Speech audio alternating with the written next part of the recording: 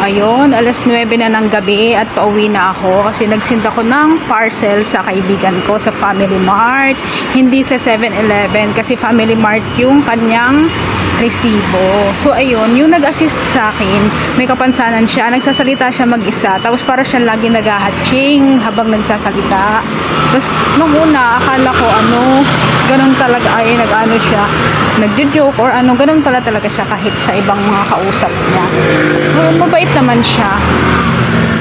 Sabi ko sa kanya, "Sir, I need your help." Sabi ko sa kanya, "Can you please help me? Because number 7 doesn't work." Then sabi niya, "Okay, let me help you."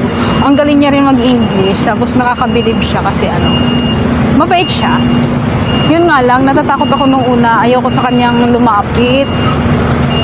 Kasi nagsasalita nga siya mag-isa. Cashier siya sa Family Mart. Tapos nung siya na rin nagdikit nung sticker. I mean nung resibo. And then nag-thank you na rin ako sa kanya. Tapos sabi niya, "You're welcome." Lang ako kasi may mga ganun pala. Dito pala sa Taiwan, wala talagang walang pinipili. Walang discrimination. Yun yung pinagkaiba ng Taiwan at Pilipinas. Ang pinagkaiba ng Taiwan at ibang lugar or Pilipinas, wala silang discrimination pagdating sa mga workers. Tumatanggap sila kahit yung mga may diferensya or matanda, ganun, hanggat kaya mo magtrabaho, hanggat okay yung yung mind, yung lahat, hanggat okay, hanggat kaya mo magtrabaho, inaalaw nila. Wala silang discrimination kung or sino ka. Ito yung kagandahan dito sa Taiwan. Ayan, pauwi na ako. Malapit na ako sa bahay.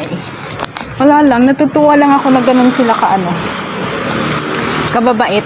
Pero may syempre, mayroon pa rin namang mga ibang ugali. Pero mostly talaga sa mga Taiwanese, mababait. Same lang ng amo ko. Mababait talaga ang amo ko. Yan nga, lagi kong sinasabi, pinapaiyak ko yan lagi. Si ma'am. Pero wala akong naririnig dyan. Tawa-tawa lang yan lagi. Lagi yan nakabungis-ngis eh. Nandito na ako sa bahay.